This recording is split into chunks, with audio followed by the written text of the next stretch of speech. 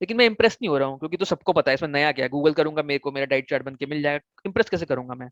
कि मान लिया आपने बीटेक करी है किसी टॉप यूनिवर्सिटी से या किसी टॉप कॉलेज से, सपोज करो आईआईटी से आपने बीटेक कर ली मैकेनिकल, लेकिन BSc nutrition and food technology को ही एमएससी में जनरली यूनिवर्सिटीज जो है कंसीडर करती हैं। तो अगर आपको इस लाइन में जाना है तो आप फिर हर जगह होती है, कहीं से भी आप भारत में कहीं भी हो आप कर सकते हैं। उसके अलावा जब मैंने रिसर्च करी तो मैंने देखा बहुत सारी यूनिवर्सिटीज फुल। दोस्तों कैसे हो आप लोग? तो आज जो वीडियो लेके आया हूं वो आंसर है, आपने मुझसे क्वेश्चंस पूछे थे मेरे पिछले वीडियोस के ऊपर, जहां मैंने सर्टिफिकेशंस के बारे में बताया था, इग्नू का सर्टिफिकेशन हो, एस का हो, आईएसएसए का हो।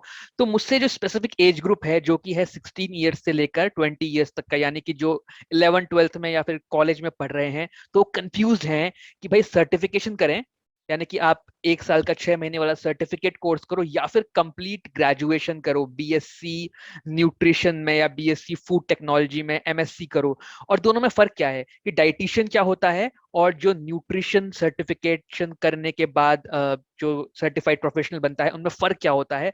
तो उसको मैं आज रिसर्च करके लेके आया हूँ। बेसिकली क्वेश्चंस थे जो मैंने नोट कर लिए कि लोगों के क्वेश्चन क्या हैं, और उसके आधार पे जो आंसर्स बनते हैं वो मैं आपको समझाऊंगा इस वीडियो में। और मैं इस वीकेंड में कुछ और वीडियोस भी लेके आने वाला हूँ, उसमें मैं आपके इन्हीं क्वेश्चंस को कवर करूंगा जो कि आपकी एजुकेशन में, करियर में काम आएंगे, और कुछ क्वेश्चन आपके जो जनरल सप्लीमेंटेशन के हैं। हमेशा याद रखिएगा एक बात को कि अगर आप चाहे वो डाइटिशियन की तरफ बढ़ना चाहते हो या न्यूट्रिशनिस्ट की तरफ बढ़ना चाहते हो, आपका इंटरेस्ट होना चाहिए।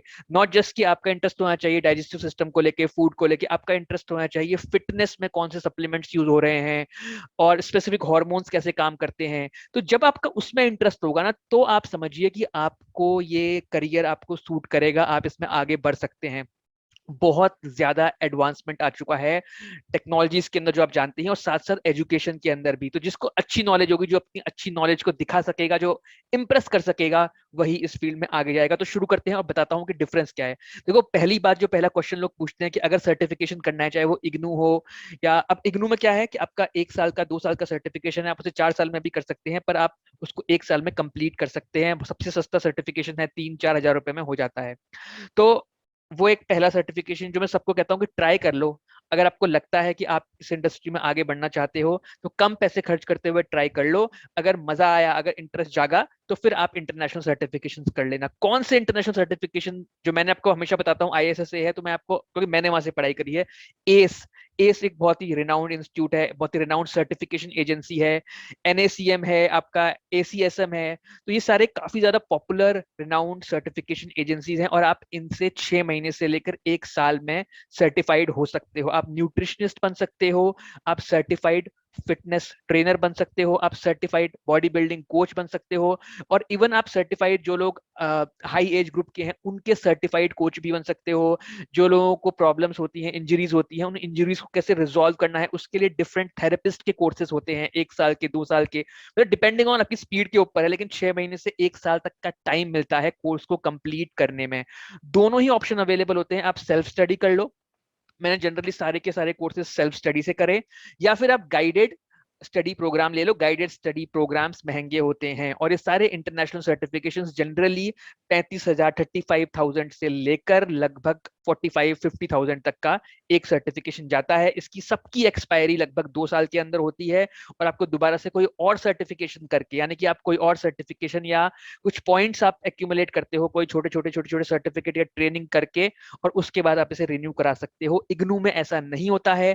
इग्नू का अगर आप सर्टिफिकेशन एक बार करते हो, तो लाइफ टाइम वो सर्टिफिकेशन वैलिड रहता है। पॉइंट नंबर 2, आप कहते हो मुझे सर्टिफिकेशन नहीं करना है, जो फुल टाइम बीएससी करनी है, यानी कि बीएससी आपका फूड टेक्नोलॉजी हो गया, बीएससी आपका न्यूट्रिशन हो गया, उसके बाद हम एमएससी करना चाहता हूं। तो एमएससी के लिए आपको बीएससी न्यूट्रिशन, या कई जगह बीएससी होम साइंस को भी वो लोग एमएससी के लिए कंसिडर कर लेते हैं, लेकिन BSc nutrition and food technology को ही एमएससी में जनरली यूनिवर्सिटीज जो है कंसिडर करती हैं। तो अगर आपको इस लाइन में जाना है, तो आप फिर अपना बीएससी में फोकस करिए। आप चाहें तो इसको पार्ट टाइम, मतलब आप डिस्टेंस लर्निंग से कर सकते हैं। तो इग्नू तो कराता ही है इसको, इग्नू मतलब इंदिरा गांधी ओपन यूनिवर्सिटी, वो तो कराती है, हर जगह होती है, कहीं से भी आप भारत में कहीं भी हो आप कर सकते हैं। उसके अलावा जब मैंने रिसर्च करी तो मैंने देखा बहुत सारी यूनिवर्सिटीज फुल टाइम भी करा रही हैं और डिस्टेंस लर्निंग के थ्रू भी करा रही हैं। गूगल में लिखोगे बीएससी न्यूट्रिशन साइंस या बीएससी फूड टेक्नोलॉजी और MSc nutrition science, MSc food technology, तो आप इसके अंदर आपको बहुत सारी यूनिवर्सिटी मिल जाएंगी। उसे करने के बाद आपको 1 साल की इंटर्नशिप करनी पड़ेगी, या 6 महीने से लेकर 1 साल की।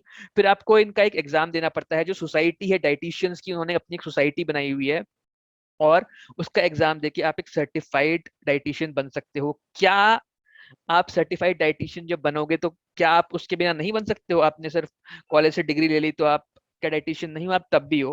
अब जैसे इंडियन मेडिकल एसोसिएशन है, तो वो एक मेडिकल एसोसिएशन है, वो कोई ऐसी गवर्निंग बॉडी नहीं है जो कहती है कि अगर आपने वहां से इंडियन मेडिकल एसोसिएशन से आपने नहीं जुड़े हुए हो तो आप मेडिकल प्रैक्टिस नहीं कर सकते हो। आप कर सकते हो। वैसे ही अगर आपके पास ये सर्टिफाइड डाइटिशियन वाला नहीं है तो भी आप अपनी प्रैक्टिस कर सकते हो। तो आपको अगर प्रॉपर डाइटिशियन बनना है तो आपको बीएससी और ये एमएससी वाले कोर्सेज करने पड़ेंगे।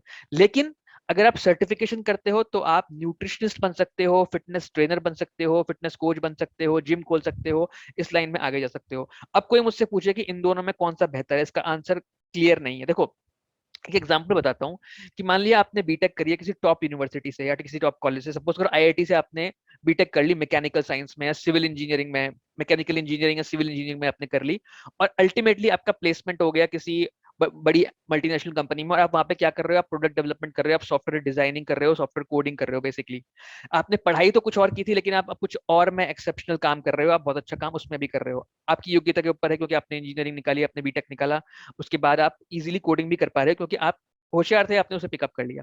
तो इसी तरीके से अब आपने सर्टिफाइड न्यूट्रिशनिस्ट का कोर्स कर लिया, या आपने बॉडी बिल्डिंग का कोर्स कर लिया सर्टिफिकेशन, और आपने उसके बाद बहुत एक्सपीरियंस लिया, आपका इंटरेस्ट है, पैशन है, आप ब्लॉग्स पढ़ते हो, आप खुद को एडवर्टाइज करते हो, आप अपने वेबसाइट बना रखी है, आप डेली पोस्ट कर रहे हो अपने ब्लॉग्स के अंदर, तो क्या होने वाला है? तो आपका नाम जो है पॉपुलर होगा इंडस्ट्री के अंदर, लोग आपसे कनेक्ट करेंगे। सपोज करो आपसे मैंने कनेक्ट किया, आपने कहा मुझे शौक है और मैं बहुत अच्छा डाइटिशियन, आपने मुझसे बात करी, आपने मुझे बताया कि भाई ये माइक्रो न्यूट्रिएंट्स हैं, प्रोटीन इतना चाहिए और कार्बोहाइड्रेट इतना चाहिए। लेकिन मैं इंप्रेस नहीं हो रहा हूँ, क्योंकि तो सबको पता है, इसमें नया क्या है? गूगल करूंगा, मेरे को मेरा डाइट चार्ट बन के मिल जाएगा, इंप्रेस कैसे करूंगा मैं? तो सारा खेल ये होता है कि आप खुद को मार्केट कैसे करते हो। आपने मुझसे बात करी, मैंने आपको कहा कि भाई आप पहले ये कुछ टेस्ट करा के ले आओ, अपने कुछ जेनेटिक बेस्ड टेस्ट करा के ले आओ। तो आप कहोगे हाँ भाई इसको तो कुछ ज्यादा नॉलेज है, कुछ अलग बात कर रहा है। या मैं आपसे बात करता हूँ कि मैं आपको बताता हूँ कि ये 4 चीजें हैं, हो सकता है आपका ग्रोथ हार्मोन का जो सीक्रेशन है वो कम हो गया है, और आपकी बॉडी अब ग्रो नहीं कर रही है। ये मैं बॉडी बिल्डिंग के लिए बता रहा हूँ, और मैं उसको सजेस्ट कर रहा हूँ कि आप सकते हो ग्रोथ हार्मोन के बारे में आप डॉक्टर से बात कर सकते हो। या मैं बता रहा हूँ कि आपका फ्री टेस्टोस्टेरोन कितना है, टोटल टेस्टोस्टेरोन कितना है, इसके आप टेस्ट करा के लेके आओ। तो उससे क्या होगा, क्लाइंट बोलेगा कि हाँ भाई ये तो बड़ा, अरे अच्छी बातें कर रहा है, काफी नॉलेज है इस बंदे को। स्पेशली जो लोग स्पोर्ट्स के अंदर हैं, तो वो लोग इंप्रेस इस चीज से होंगे कि आपकी नॉलेज किस लेवल की है।